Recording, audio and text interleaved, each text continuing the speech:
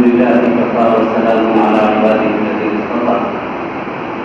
أما بعد قال الله تبارك وتعالى: أعوذ بالله من الشيطان الرجيم. بسم الله الرحمن الرحيم. واعتصموا بحبل الله جميعا ولا تفرقوا. وقال النبي صلى الله عليه وسلم: الخلق أعيان الله فأحب الخلق إلى الله من أحسن إلى أعيانه. صدق الله العظيم وصدق رسوله النبي الكريم. اللهم صل على محمد وعلى آل محمد كما صليت على إبراهيم وعلى آل إبراهيم إنك حميد مجيد. اللهم بارك على محمد وعلى آل محمد كما باركت على إبراهيم وعلى آل إبراهيم إنك حميد مجيد. بزرگان محترم، آج کی یہ حاضری ہم سب کے مقبول محترم حضرت مولانا افتخار احمد صاحب قاسمی دامت برکاتہ کی حقوق ہونے اور ان کی زیارت کے لیے بھی بالکل یہ سوچا تھا کہ سے پوری کرنی ہوگی.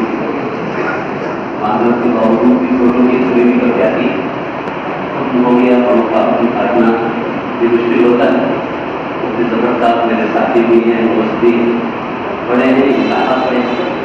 ان کو اندر کی موجودگی کرنا اپنے آپ کو آزمائش میں ڈالنے کے کراتے ہیں. گفتگو کو انشاءاللہ نتیجے کو اس کے بعد ہوتی زبر صاحب نے جو سلسلہ شروع کیا اسی سلسلے میں تھوڑا سا آگے بڑھاتے چند باتیں میں آپ کرتے. اکثر ہم لوگ آپس کی گفتگو میں یہ بات کہتے اور سنتے رہتے ہیں کہ حالات بے قرار آئے دن ہمارے ساتھ نئے نئے حالات پیش آ رہے ہیں.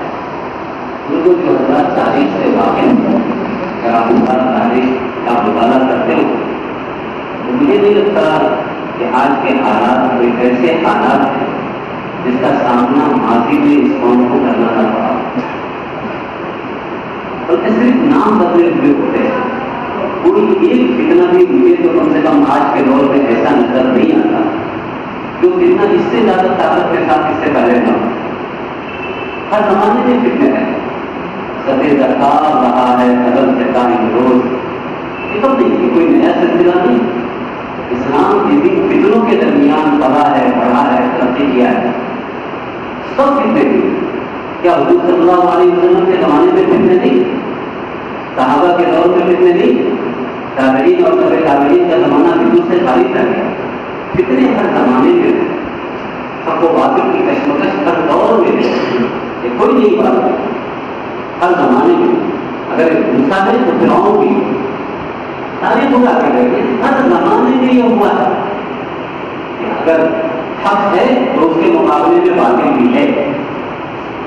حالات ہر زمانے میں رہے ہیں، لیکن مسئلہ یہ نہیں ہے کہ حالات میں پیدا ہو گئے. نہیں، مسئلہ صرف یہ ہے کہ پہلے مقابلہ ہمارا اور آپ کا غیروں سے، دوسروں سے تھا. حق کے مقابلے میں باطل، اپنوں کے مقابلے میں غیر ہے. آج حالات یہ ہے کہ غیروں کا فتنہ تو اپنی جگہ، اپنوں میں بھی فتنی کمی.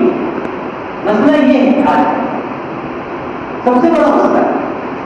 اور میں یہ سمجھتا ہوں ان کو کہ فتنے چاہے جتنے بھی مشکل ہوں، رکاوٹیں چاہے جتنی بڑی کیوں نہ، اگر خارج کی وہ ہونا تو ان کا مقابلہ آسان ہوتا ہے.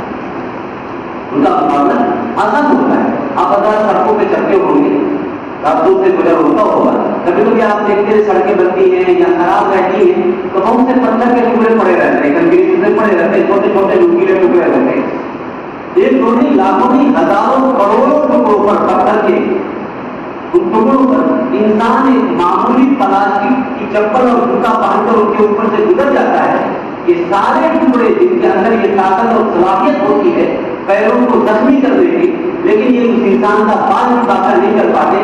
انسان آسانی سے ان پتھروں کے نوکیلے ٹکڑوں پر گزر جاتا ہے اور اپنی مسافت طے کر لیتا ہے کہ پتھر اس کا نقصان نہیں کر پاتے. ایسا ہوتا ہے نہیں ہوتا. آپ میں سے شاید کوئی ایسا نہیں ہوگا جس کو اس سے سابقہ اور ورثہ نہ پڑا. پتھروں کے اوپر سے انسان جوتا چپل پہن کے گزر جاتا ہے اور یہ پتھر اس کے پیر کو نقصان نہیں پہنچاتا. بڑے بڑے ٹکڑے ہوتے ہیں، پتھر ہوتے ہیں، لیکن نقصان نہیں ہوتا، انسان گزر جاتا ہے. لیکن ان پتھر کے ٹکڑوں میں سے ایک چھوٹا سا ٹکڑا انسان کے جوتے کے اندر آ جائے. اب بتائیں آپ کی رفتار رک جائے گا، آپ 2 قدم آگے نہیں بڑھ سکتے. کیوں؟ اس لیے کہ یہ فتنہ باہر سے نہیں، یہ اندر سے آیا ہے. یہ اندر کا فتنہ، اندر کی فتنے کا مقابلہ ہمیشہ مشکل ہوتا ہے. وہ چھوٹا ہی کیوں نہ ہو، یہ بڑا مشکل بن جاتا ہے انسان سے. اس کے بزرگوں غیروں کی طرف سے جو حالات آنے تھے تو آپ ان سے اس کے علاوہ امید بھی کیا رکھتے ہیں؟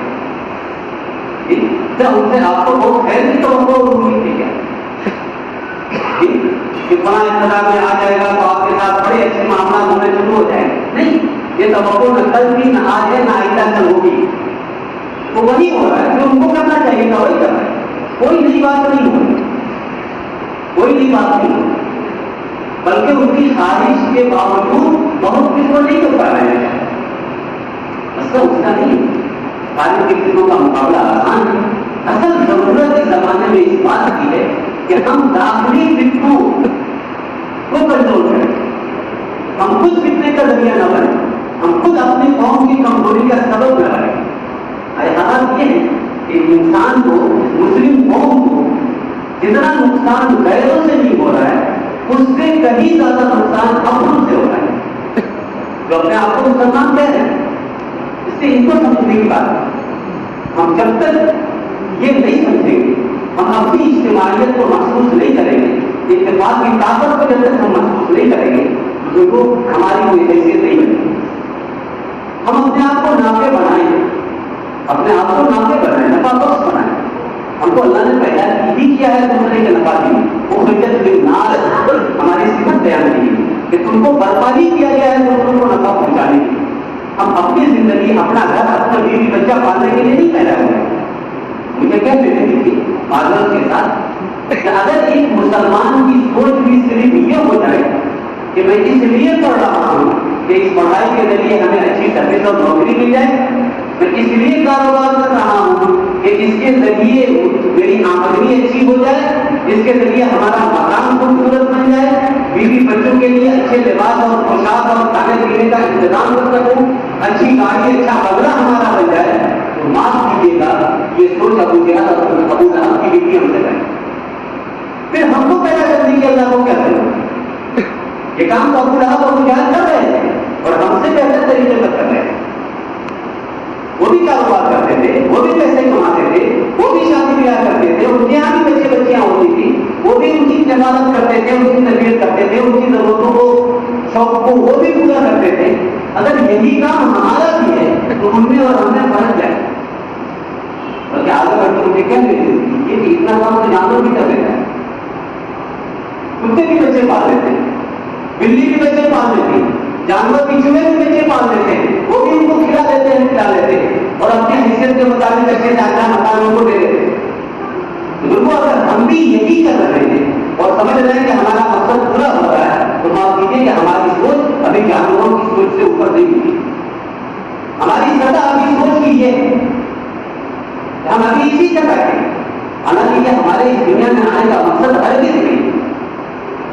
اس دنیا میں اللہ نے ہمیں اور آپ کو بھیجا کیوں ہے؟ کیوں بھیجا ہے؟ ہم کو کس دنیا میں بھیجا ہے؟ مقصد کیا ہے؟ قرآن سے پوچھیے، قرآن بتائے گا کہ دنیا میں تمہارے بھیجے جانے کا مقصد کیا ہے. اب حاصل تم انما خلقناکم عبثا، کیا سمجھتے ہو کہ میں نے تم کو دنیا میں یوں ہی بیکار بےفائدہ بھیج دیا ہے؟ وَأَنَّكُمْ إِلَيْنَا لَا تُرْجَعُونَ، تم لوٹ کر ہمارے پاس نہیں آؤ گے. یہ سوچ سکتے ہو؟ نہیں، ایسا نہیں. ہم نے تم کو ایک بڑے مقصد کے لیے پیدا کیا ہے. جگہ جگہ قرآن نے الگ الگ انداز میں اس مقصد کو بیان کیا ہے. کہیں فرمایا وَمَا خَلَقْتُ الْجِنَّ وَالْإِنسَ إِلَّا لِيَعْبُدُونِ، کہ ہم نے انسانوں کو اور جناتوں کو محض اپنی معرفت کے لیے، اپنی عبادت کے لیے، اپنی پہچان کے لیے اور اپنی رضا کے لیے پیدا کیا ہے. کہیں قرآن کہتا ہے وَرِضْوَانٌ مِّنَ اللَّهِ أَكْبَرُ ذَلِكَ هُوَ الْفَوْزُ الْعَظِيمُ، کہ اللہ کو راضی کر لینا، اللہ کی خوشنودی حاصل کر لینا ایک مسلمان کے لیے سب سے بڑی کامیابی، سب سے بڑی کامیابی. اس سے بڑی کامیابی کوئی ہو ہی نہیں. وہ کون سا ہوگا جو اپنے آپ کو غلام سمجھے اور اپنے مالک کو خوش رکھنے کی کوشش کرے. وہ کون سا کامیاب ملازم ہے جو اپنے حاکم کو خوش رکھنے کی کوشش نہیں کرتا؟ ایک معمولی ملازم 8-10 ہزار کمانے والا، اس کی بھی خواہش ہوتی ہے کہ اس کا حاکم اس سے خوش رہے، اس کا مالک اس سے خوش رہے. ایک کرایہ دار کبھی نہیں چاہتا کہ مکان مالک ان سے ناراض ہو جائے. ایک معمولی ملازم کبھی نہیں چاہتا کہ اس کا حاکم، اس کا افسر اس سے ناراض ہو جائے. ہر حال میں اس کو خوش رکھنا چاہتا ہے. کچھ غلط بھی وہ ڈانٹ دے، بول دے، پھر بھی اس کا جواب نہیں دیتا. کبھی سر سر کر کے ہی پکارتا ہے، جھکا ہوتا ہے ان سے کام بھی. کیوں؟ اس لیے کہ اسے احساس ہوتا ہے کہ کچھ بھی ہو بس زبان صحیح، اس کا کچھ احسان تو میرے ہوتا ہے، اس کی وجہ سے میری روزی روٹی چل رہی، اس کے اپنے سوچ کے مطابق پیسے ہمیں دیتا نہیں. بس یہ احساس اور یہ تصور اس کو اس کی ایک ایک بات ماننے پر مجبور کرے. اس کی بات مانتا ہے، اس کے سامنے آتا نہیں، اگڑتا نہیں، اس کی نافرمانی نہیں کرتا، بلکہ ڈیوٹی سے زیادہ وقت دے کر اس کو راضی اور خوش کرنے کی کوشش کرتا ہے. ایک طرف ہم یہ اقرار کرتے ہیں کہ ہم اللہ کے بندے، ہم سب کلمہ پڑھ کے مسلمان ہوئے نا، لا الہ الا اللہ محمد رسول اللہ کا ہم نے اعتراف کیا ہے. ہم نے یہ اعتراف کیا ہے کہ ہم آپ کے بندے ہیں، غلام ہیں. ہم ملازم نہیں جو تنخواہ دار ملازم ہیں. سجدے کے عوض فردوس ملے یہ بات ہمیں منظور نہیں. بے لوث عبادت کرتا ہوں، بندہ ہوں، کوئی مزدور نہیں. یہ تو بندہ ہونے کا تقاضا ہے. یہ بے لوث ہم عبادت کرتے، خدمت کرتے، اللہ کی رضا حاصل کرتے اور اس کے لیے کوشش کرتے کہ ہماری ذمہ داری ہے.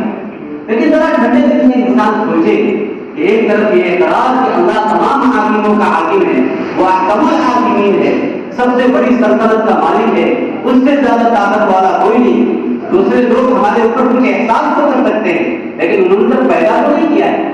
ماں باپ نے بھی ہمیں پیدا نہیں کیا ہے. پیدا کرنے والی ذات تو اللہ کی ہے. اس کے جیسے احسانات وہ کسی کے نہیں. یہ آنکھیں ماں باپ نے نہیں دی ہیں، اللہ نے دیا ہے. یہ زبان اللہ نے دی ہے، یہ کان اللہ نے دیا، یہ دل و زبان اللہ نے پیدا کی. یہ سارے بڑے بڑے احسانات اللہ کے. کیسی عظیم ذات ہے اور کیسے بڑے بڑے اس کے احسانات ہیں ہمارے اوپر. ذرا غور تو کریں کہ ہمیں اور آپ کو اس نے انسان بنایا ہے. یہ کب بڑا احسان ہے؟ کیا اللہ پر لازم تھا کہ ہمیں انسان بناتا؟ یا ہم نے کوئی فیس ادا کی تھی اللہ کے پاس کہ ہمیں انسان ہی بنائیے گا؟ وہ اگر جانور بنا دیتا تو ہم کیا کرتے؟ وہ اگر پتھر بنا دیتا تو ہم کیا کرتے؟ وہ اگر جنگل جھاڑ بنا دیتا تو ہم کیا کر سکتے؟ کچھ کر سکتے تھے؟ ہمارا کوئی اختیار تھا نہیں. وہ کچھ بھی بنا سکتا تھا. اگر جانور بنا دیا ہوتا تو آج ہمارا حال کیا ہوتا؟ محض اپنے فضل سے اس نے انسان بنایا. تھوڑی دیر کے لیے آپ سوچیے کہ وہ اللہ جو ہمیں اور آپ کو انسان بنایا ہے، یہ اس کا کتنا بڑا احسان ہے. اس احسان کا کوئی بدلہ ہم دے سکتے ہیں؟ نہیں دے سکتے، نہیں دے سکتے. وہ کچھ اور بنا دیا ہوتا تو آج ہماری زندگی کیا ہوتی؟ کس طرح دھمکائے جاتے، مارے جاتے، ذلیل کیے جاتے، رسوا کیے جاتے، ہماری کیا حالت ہوگی؟ یہ انسان اللہ نے محض اپنے فضل سے بنایا. نہ اس کے لیے ضروری تھا، نہ اس کو اس سے کوئی نفع تھا. کوئی نفع بھی اللہ کو نہیں تھا کہ ہمیں انسان بنا دے گا تو اس کو یہ نفع ہو جائے گا. آج دنیا میں حکومتیں بھی اگر کسی کو پر احسان کرتی ہے، اگر ان کو ناگرکتا بھی دیتی ہے تو اس لالچ میں دیتی ہے کہ اگر ہمارا ووٹ بنے گا. انہیں کوئی لالچ ہوتی ہے قانون بنانے کے لیے، بظاہر دکھاتی ہے کہ ہم تمہارے اوپر احسان کر رہے ہیں، لیکن وہ احسان ان پر نہیں، اپنی ذات پر ہوتا ہے، اپنی حکومتوں پر ہوتا ہے. اللہ کا کیا فائدہ؟ یہی وجہ ہے قرآن میں پہلی صورت میں اللہ نے اعلان کر دیا، جہاں اللہ تعالیٰ نے ساری چیزوں کا ذکر کیا، وہاں پہلے ہی بتا دیا کہ میں الرحمن الرحیم، یہ دنیا کو برپا کرنے کا مقصد صرف یہ ہے کہ میں رحمان ہوں، رحیم، رحم کرنا چاہتا ہوں، اپنی رحمت اور اپنے میدان کو عام کرنا چاہتا ہوں. اس سے میرا کیا ہوگا؟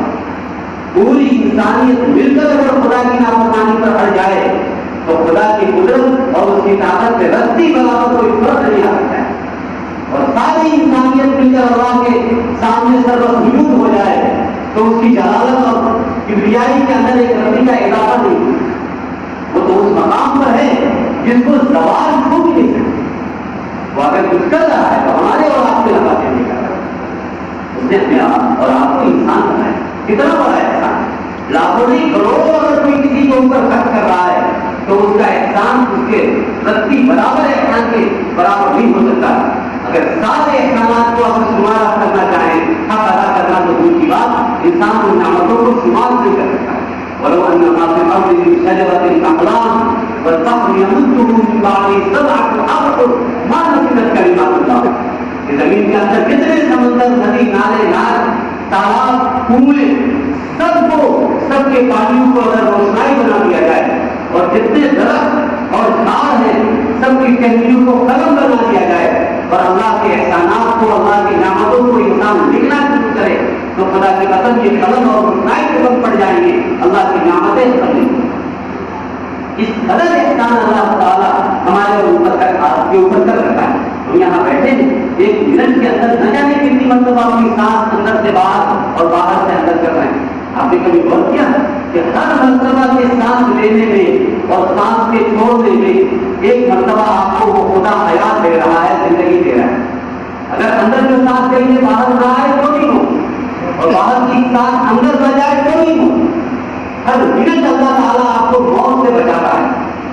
ایک معمولی بیماری ہو جائے, ڈاکٹر علاج کرتے, پوری زندگی اس کا شکریہ ادا کرتے ہیں. اور جو خدا ہر لمحہ ہمیں زندگی عطا کر رہا ہے اس کی تعریف کرنے کے لیے, اس کے سامنے جھکنے کے لیے ہمارے پاس کتنا ہو. تو اللہ کی رضا ہم کیسے حاصل کریں گے؟ بزرگوں, اللہ کی رضا حاصل کر, جس طرح آپ دیکھیں تو کتنے سارے احسانات. اسی طرح ایک بڑا احسان یہ ہے کہ ہمیں اور آپ کو مسلمان بنائیں. کتنا بڑا احسان. اگر ایمان نہ ملا ہوتا ہمارے کتنی ناپاک جانوروں کی ہڈیاں چوس رہے ہوتے اور فخر محسوس کرتے, ہمیں شرم بھی نہیں آتی, ہار بھی محسوس نہیں ہوتا, اس کی قباحت کا احساس بھی ہم نہیں کر پاتے اگر ایمان نہیں ہوتا. آج دیکھیں دنیا کے اندر کیا کچھ لوگ نہیں کر رہے, کیسی کیسی انسانیت سے گری ہوئی حرکت کرنے کی انسان فخر محسوس کر رہا ہے. کس وجہ سے؟ ایمان کرنا ہوتے. دنیا کی سب کچھ انسان کے پاس ہو, اگر ایمان کے بغیر چلا گیا تو کل آخرت میں اس کا کیا مقام ہوگا؟ اکثر آپ جماعت سنتے رہتے ہیں. لوگوں اللہ کے ان احسانات کو جب ہم یاد کریں گے, جب اس کا احساس ہمیں ہو جائے گا تو پھر ہمارے دل کے اندر یہ جذبہ ہوگا کہ ہم اللہ کو راضی کرنے کی کوشش کریں, اللہ کو ناراض نہ بھولیں. جگہ جگہ جو اللہ کی طرف سے یہ مطالبہ ہے, اتقوا اللہ, اللہ کا تقوی اختیار کرو. تقوی کا معنی کیا ہے؟ تقوی کا معنی یہی ہے کہ اللہ کا لحاظ رکھو. تقوی کا ترجمہ کرو, شاید میں سمجھتا ہوں کہ اس سب کی صحیح ترجمانی نہیں کرتا. اردو میں کوئی ایسا لفظ نہیں ہے جس کے ذریعے تقوی کا مفہوم بیان کیا جائے. بس اگر کوئی لفظ سب سے زیادہ اس مفہوم کو ادا کر سکتا ہے تو وہ ہے کہ اللہ کا لحاظ رکھو. اللہ کا تقوی کا مفہوم یہ ہے, اللہ کوئی ڈرنے کی چیز نہیں, شیر کی طرح یا بجلی کی طرح یا ذات کی طرح نعوذ باللہ اسے ڈرا جائے, نہیں. اللہ کا لحاظ رکھو, جہاں بھی رہو اس احساس اور تصور کے ساتھ رہو کہ جس خدا نے ہمارے اوپر اتنا احسان کیا ہے, کوئی ایسا عمل ہم سے ثابت نہ ہو جائے کہ وہ اللہ ہم سے روک جائے, ناراض ہو جائے. جیسے تم اپنے ایک معمولی حاکم کو ناراض نہیں ہونے دینا چاہتے, ہر حال میں اس کو راضی رکھنے کی کوشش کرتے ہو, تو تمہاری یہ ذمہ داری ہے کہ ہر حال میں اللہ کو راضی کرنے کی کوشش کرو. کہ اللہ راضی کیسے ہوتے ہیں؟ اللہ کے راضی کرنے کے بہت سے اسباب ہو سکتے ہیں, لیکن دو طریقہ, دو لائن کی محنت اس کے لیے سب سے اہم ہے. میں مختصر اپنی بات کو ختم کروں. ایک طریقہ تو اللہ کو راضی کرنے کا یہ ہے کہ جو فرائض اور عبادتیں اللہ تعالیٰ نے ہمارے دل میں لازم کی ہیں, ہم ان کو پوری پابندی کے ساتھ, پورے اخلاص کے ساتھ اور پوری زندگی کے ساتھ ان پر عمل کریں, ان کو ادا کریں. وقت پر نماز پڑھنا, روزے رکھنا, صاحب نصاب ہے تو زکات دینا, حج کرنا, اور بھی تو سچ بولنا, جھوٹ سے بچنا وغیرہ وغیرہ. ایک بڑی ذمہ داری ہے جو اللہ کی رضا سے حاصل کرنے کا اہم ذریعہ ہے. اور دوسرا اللہ تعالیٰ کی خوشنودی اور رضا حاصل کرنے کا دوسرا سب سے اہم ذریعہ یہ ہے کہ اللہ کے مخلوق کے ساتھ اچھا برتاؤ کرنا, مخلوق کے ساتھ اپنے سلوک کرنا. ایک صحابی ہے, مشہور صحابی حضرت معاذ بن جبل رضی اللہ عنہ, بڑے عجیب صحابی. ہر صحابی کو باغیچے کا ایک الگ پھول ہے, سب کی ایک الگ الگ خوشبو ہے. حضرت معاذ بن جبل وہ خوش نصیب صحابی ہے. ہم اور آپ کو فخر محسوس کرتے ہیں نا کہ ہم یہ اعلان کرتے ہیں کہ ہم نبی سے محبت کرتے ہیں, لیکن ہمارے لیے بہت بڑا سرمایہ ہے, سب سے بڑا سرمایہ ہے. حضرت معاذ بن جبل وہ خوش نصیب صحابی ہیں جن کے پیٹھ پر ہاتھ رکھ کے کندھے پر ہاتھ رکھ کے اللہ کے رسول نے فرمایا تھا کہ انی لأحبک یا معاذ، کہ معاذ میں تم سے محبت کرتا ہوں۔ کیا قسمت رہی ہوگی صحابی کہ جس سے محبت کا اظہار خود نبی فرمائے۔ ایک تو ہم نبی سے محبت کا اظہار فرماتے ہیں اور ایک وہ صحابی جس سے محبت کا اظہار خود نبی فرما رہے ہیں کہ انی لأحبک یا معاذ، کہ معاذ میں تم سے محبت کرتا ہوں۔ یمن جو فتح ہوا زبردست بنانے کی باری آئی، بڑے بڑے اجل صحابہ موجود تھے، لیکن اللہ کے رسول کی نظر انتخاب کس کی طرف ہوگی؟ حضرت معاذ بن جبل کی طرف۔ نبی نے طے کیا کہ معاذ کو ان کا گورنر بنایا ہے۔ صحابہ کی عام اللہ کی آواز سنتے ہیں، ماشاءاللہ کیا نسبت ہے معاذ۔ سب لوگ دوڑے ہوئے حضرت معاذ کے پاس آئے، بشارت اور خوشخبری سنانے کی۔ حضرت معاذ جب تک یہ خبر سنے ان کے آنکھ نہیں کھلے، لوگ کہنے لگے معاذ یہ کیا ہوا؟ اللہ کے رسول نے تمہیں اتنی عزت بخشی ہے، اتنی بڑی سعادت کی یہ بات تمہیں نصیب ہوئی، اتنا بڑا یہ خدمت کا موقع تمہیں ملا، تم رو رہے، وجہ کیا ہے؟ گورنر تم بنایا جاتا کہا کہ بھاگ میں جائیں گے گورنری تمہارے لیے یہ بڑی لمبی ہوگی، میں تو اس لیے ہلکا ہوتا جا رہا ہوں کہ کل سے نبی کی مجلس نہیں ملے گی تو میں کیسے چھوڑوں گا؟ میری آنکھیں نبی کو دیکھے بغیر کیسے زندہ رہے گی، باقی رہے؟ میں تو اس غم میں روئے جا رہا ہوں، ان کو گورنری مجھے نہیں۔ محبت کا کیا آج مکھیا بننے کے لیے، سرپنچ بننے کے لیے کیا کچھ نہیں کیا جا رہا، یا مفت میں گورنری مل رہی تھی اور غم ہو رہا ہے، افسوس ہو رہا ہے۔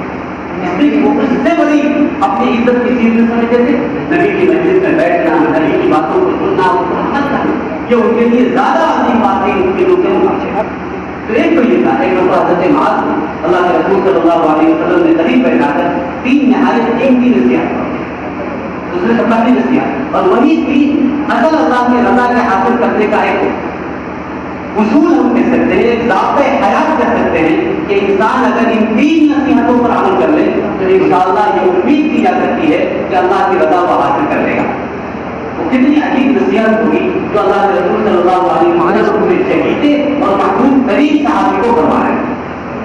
اس میں ستائیں نصیحت آپ نے فرمایا کہ اتق اللہ حیثما کنت، اے معاذ جہاں بھی ہو، جہاں بھی رہو، خلوت میں ہو، جلوت میں رہو، اپنوں میں رہو، بیگانوں میں رہو، مسجد میں رہو، گھر میں رہو، جہاں بھی رہو، اللہ کا لحاظ کرو، اللہ کا استحلال اپنے اندر پیدا کرو۔ یہ نہیں کہ مجمع میں ہو تو موبائل میں بہت اچھے سے مطابق سن رہے ہو، دیکھ رہے ہو، اور جب تنہائی میں گئے تو کچھ اور دیکھنا شروع کر دی، ایسا نہیں۔ وہ خدا جس طرح جلوت میں تمہیں دیکھ رہا ہے، خلوت میں بھی تمہارے ساتھ ہے، یہ احساس تمہارے ساتھ۔ وَهُوَ مَعَكُمْ أَيْنَمَا كُنتُمْ أَلَمْ تَعْلَمْ أَلَمْ يَعْلَمْ بِأَنَّ اللَّهَ يَرَى مَا يَكُونُ مِن نَّجْوَىٰ ثَلَاثَةٍ إِلَّا هُوَ رَابِعُهُمْ وَلَا خَمْسَةٍ إِلَّا هُوَ سَادِسُهُمْ، کہ تم کہیں بھی ہو، کسی بھی حال میں ہو، وہ اللہ تمہارے ساتھ ہوتا ہے۔ کوئی تمہارے ساتھ نہ ہو، اللہ تو ہوتا ہے۔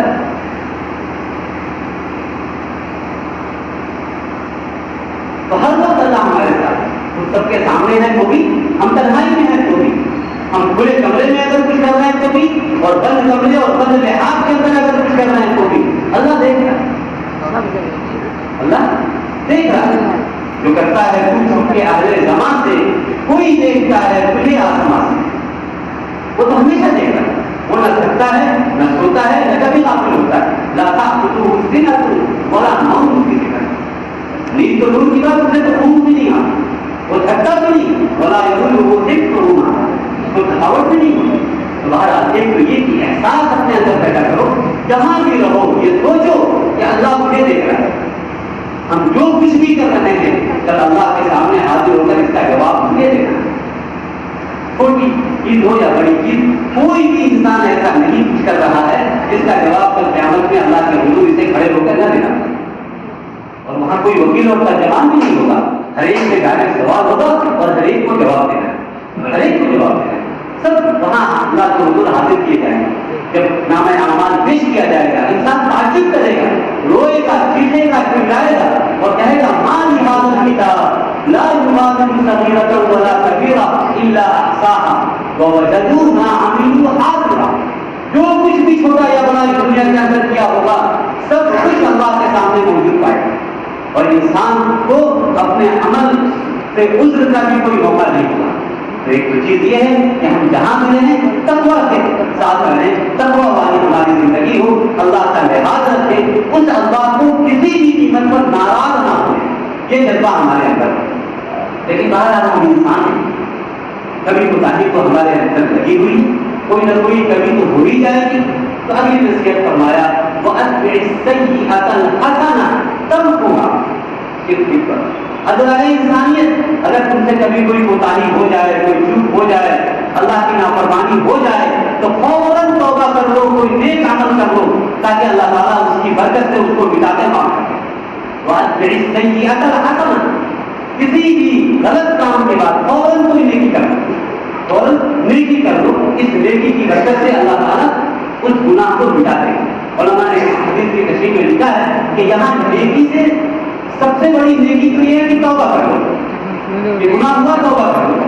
اور علماء نے اس کا اور بھی لکھا ہے کہ کوئی گناہ ہو گیا تو اس کے مقابلے میں کوئی مطلب کسی کو ہم نے تکلیف پہنچا دیا تو اس سے معافی مانگ لیں، اس کے اوپر کوئی احسان کر دیں، کوئی اور غلطی ہو گئی، بدکاری ہو گئی، اس پر توبہ کر لیں، اس قرآن کی تلاوت کر لیں، احتیاط پڑھ لیں، کچھ اور نیکی کر لیں، کچھ نوافل پڑھ کے اللہ کے سامنے قدم سجود ہو جائیں۔ لیکن اس کا مطلب یہ نہیں کہ ہر گناہ کا کفارہ نیکی بن جائے۔ اب نماز چھوڑ کر قرآن کی تلاوت کرتے رہیں تو نماز چھوڑنے کی گناہ کی برابری نہیں ہو سکتی۔ جس عمل کو اللہ نے ہمارے اوپر لازم کیا ہے اس کو تو وہی کرنا ہے، ادا نہیں کیے تو پھر ادا کرنا پڑے گا۔ بہرحال دوسری نصیحت یہ تھی کہ کوئی گناہ ہو جائے تو فوراً نیکی کر لو، گناہ کے بعد مطمئن نہ بیٹھو۔ گناہ کے بعد ہم نے اور صحابہ میں یہی کرتے کہ ہم گناہ کرنے کے بعد مطمئن رہتے ہیں، اور صحابہ کہتے ہیں کہ ہم سے تھوڑی سی بھی کوئی غلطی ہو جائے تو ہمیں ایسا لگتا تھا کہ پہاڑ ہمارے سروں پر معلق ہے، جب تک توبہ نہیں کرتے تھے لگتا تھا کہ اب گرا تب گرا، اس وقت بے چین ہو جاتے، انہیں بلانا نہیں پڑتا تھا، وہ خود آ کر اپنے گناہوں کا اعتراف نبی کی مجلس میں کیا کرتے تھے، وقت نہیں بڑھتا، واقعات کے ذریعے کی تفصیل بیان کیا جاتا۔ اور تیسری نصیحت آپ صلی اللہ علیہ وسلم نے فرمایا وَخَالِقِ النَّاسَ بِخُلُقٍ حَسَنٍ، کہ مخلوق کے ساتھ اچھا برتاؤ کرو، اچھا معاملہ کرو۔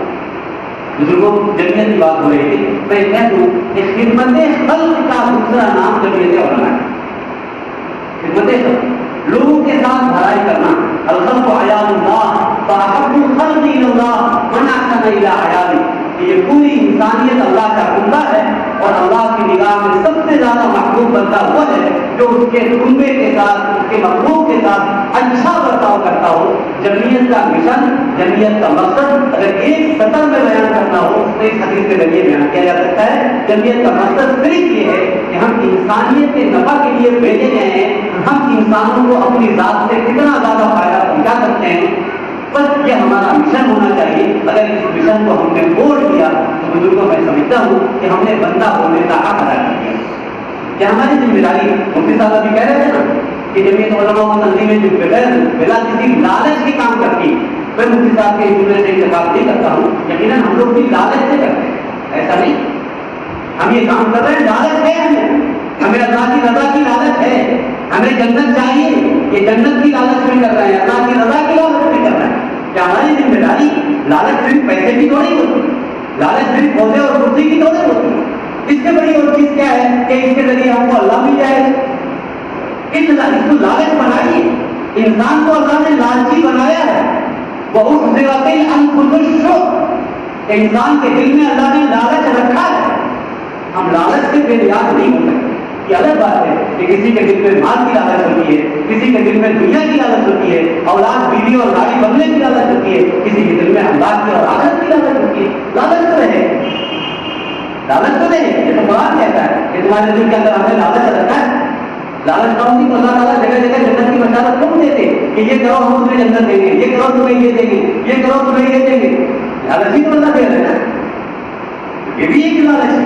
ہم یہ سمجھیں کہ ہماری یہ پیدائش کا مقصد، اس کے بغیر ہم اللہ کی رضا حاصل نہیں کر سکتے۔ ایک روایت میں آتا ہے کہ جب قیامت میں جب بندے اللہ کے حضور حاضر ہوں گے تو اللہ کو کہے گا کہ میرے بندے میں بیمار تھا، تم نے میرا علاج نہیں کروایا، مجھے کپڑے کی حاجت تھی، تم نے مجھے کپڑا نہیں دیا، میں بھوکا تھا، تم نے مجھے کھانا نہیں کھلایا۔ اب یہ بندہ کہتے گا آپ اور بیمار، آپ اور بھوکے، آپ اور بغیر کپڑے کے، میں تو آپ کے بارے میں یہ سنا تھا کہ آپ کھاتے نہیں دوسرے کو کھلاتے ہیں، بھلا آپ کیسے پوچھے ہو سکتے ہیں؟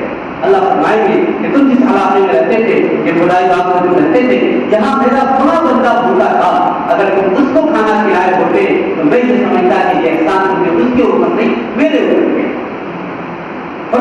بندہ بیمار تھا، وہ علاج نہیں کرا سکتا تھا، اگر تم نے اس کے علاج کا انتظام کر دیا ہوتا تو یہ احسان صرف اس کے اوپر نہیں ہوتا، میں یہ سمجھتا کہ یہ احسان تمہیں میرے اوپر کیا بنا کوئی حاجت کی ضرورت تھی، اگر تم نے اس کی ضرورت پوری کی ہوتی تو میں یہ سمجھتا کہ یہ احسان میرے اوپر کیا۔ بزرگوں، آپ کے گھر میں مہمان آتا ہے، آپ کے بچے کے ہاتھ میں اگر 150 روپئے پکڑا دیتا ہے، کیا آپ کی غیرت گوارا کرتی ہے کہ آپ اس کے گھر میں جائیں، اس کے بچے کو کچھ دیا آ جائیں؟ حالانکہ مطالبہ وہ نہیں کرتا، لیکن انسان زمین گوارا نہیں کرتا، بلکہ 100 دیا ہے تو 150 200 دے کے آتا ہے۔ ٹھیک، تو آپ اللہ کے بارے میں کیا سمجھتے ہیں؟ ایک انسان جب اپنے احسان کا بدلہ چکائے بغیر نہیں رہتا تو اللہ کے بندوں پر آپ احسان کریں اور اللہ اس کا بدلہ آپ کو نہ دے، ایسا کیسے ہو سکتا ہے؟ اللہ کے رسول صلی اللہ علیہ وسلم نے حضرت بلال کو نصیحت کرتے ہوئے فرمایا تھا، انفق یا بلال ولا تخش من بالعرش اقلالا، بلال اللہ کے بندوں پر خرچ کرو اور آسمان کے غیب کے خزانے کے مالک سے کبھی افلاس اور فقر کا خوف مت کرنا۔ تم اس کے بندے کے نام پر خرچ کرو گے، وہ تمہیں نہ دے ہو ہی نہیں سکتا، کوئی کسی کو آزمانا ہے تو آزما کے دیکھیں۔ اس لیے یہ اگر ہم اللہ کی رضا چاہتے ہیں، جس کو قرآن کہتا ہے رضوان من اللہ اکبر، تو ان دو کاموں کو اپنے سینے سے لگانا ہوگا۔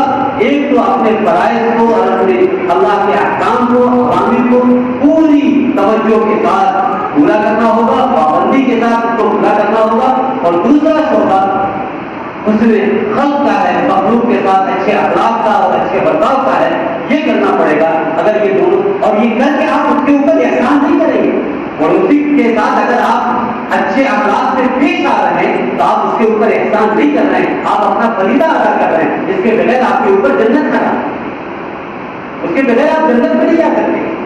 آپ اپنی جنت بنا رہے ہیں، اس پر احسان کر رہے ہیں۔ آپ کیا سمجھتے ہیں کہ اس کو کچھ دے دیا تو وہ آپ کا غلام کر دیا؟ نہیں، اس پر خرچ کر کے آپ اپنی آخرت پر جنت بنا رہے ہیں۔ یہ احساس جب ہوگا نا تو پھر بدلے کی امید نہیں ہوگی۔ ہم لیکن کیوں چھوڑ دیتے ہیں؟ کسی کو اگر احساس کرتے ادھر سے بدلا نہیں ملتا تو چھوڑ دیتے، وہ قدر ہی نہیں کرتا ہمارا۔ ہم قدر بنانے کے لیے تھوڑی کر رہے ہیں، ہم اپنی آخرت بنانے کے لیے کر رہے ہیں۔ کوئی ساتھ دے تو بھی کریں گے، ساتھ نہ دے تو بھی کریں گے، کوئی اچھا کہے تو بھی کریں گے، کوئی گالی دے تو بھی کریں گے۔ یہ ہر حال میں ہماری فضل منتبی ہے، یہ ہماری ذمہ داری ہے، ہر حال میں ہمیں کرنا ہے۔ دوسرا ہمارے ساتھ کیا کر رہا ہے وہ ہمیں نہیں دیکھنا ہے، ہمیں مستقل بن کے رہنا ہے۔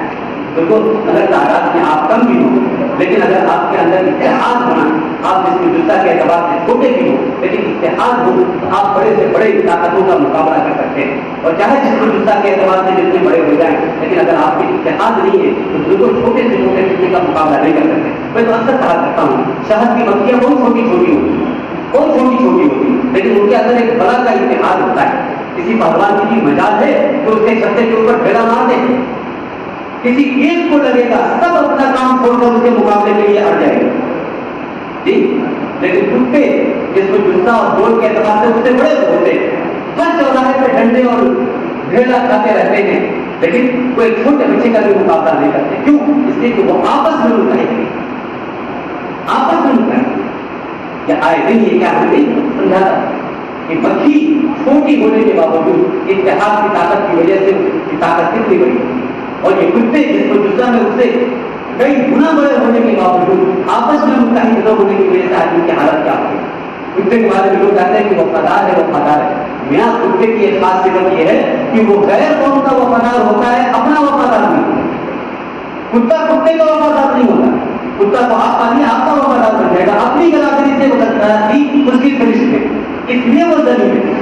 ورنہ وفادار کی تو قیمت ہوتی ہے نا، کتے کی قیمت کیوں نہیں؟ اسی کی ایک پورا جانور بھی مل جائے تو دوسرے کتے کو نہیں آنے دے گا، وہ چاہتا ہے کہ اکیلے رہ رہو، حالانکہ جانتا ہے کہ کھانے کا ہے، لیکن دوسرے کو نہیں آنے دے گا، اپنے معاملے میں کسی کو آنے نہیں دے گا، چیخنا چلانا شروع کر دے گا، حالانکہ وہ آ جائے کہ اس کی زمین کم نہیں پڑ جائے گی۔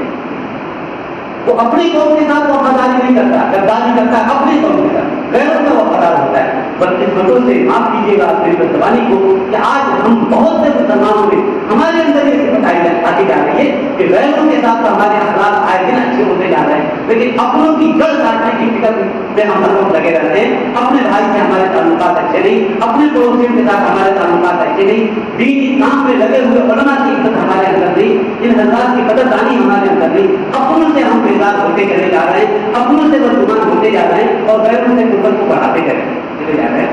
یہ ہماری تباہی کی ایک بڑی وجہ ہے۔ اس لیے اگر ہم اس عزت سے نکل کر عزت حاصل کرنا چاہتے ہیں تو ان کو ہمیں ان دونوں لائنوں کی محنت کرنی ہوگی. اللہ سے اپنے تعلق کو مضبوط کرنے کے لیے اس کے اوامر کو بھی پورا کرنا پڑے گا, نواہی سے بھی بچنا ہوگا. اور تیسرا جو اہم کام ہے وہ یہ ہے کہ انسانیت کے لیے اپنے آپ کو نافع بنانا ہوگا. ہم اپنے آپ کو جتنا نافع بنائیں گے اتنی ہی ہماری قیمت بڑھے گی. قرآن کہتا ہے اما الزبد فیذهب جفاء واما ما ينفع الناس فيمكث في الارض, کہ جو چیز نافع بن جاتی ہے اللہ تعالیٰ اس کی جڑ کو جما دیتے ہیں, اور جو چیز نافع نہیں ہوتی وہ جھاگ کی طرح اٹھا کے پھینک دی جاتی ہے, اس کی کوئی حیثیت نہیں رہتی.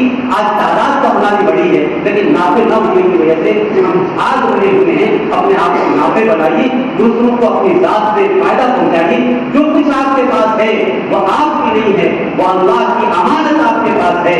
آپ کا علم آپ کے پاس امانت ہے, آپ کا روپیہ پیسہ آپ کے پاس امانت ہے, آپ کا مکان آپ کے پاس امانت ہے, آپ کی تجارت آپ کے پاس امانت ہے. اس کا نفع صرف آپ تک, بیوی بچوں تک محدود نہیں ہونا چاہیے بلکہ امت کے ایک ایک فرد تک اس میں سے حصہ ہونا چاہیے. کم یا بیش اپنا اس میں حصہ لگائیے.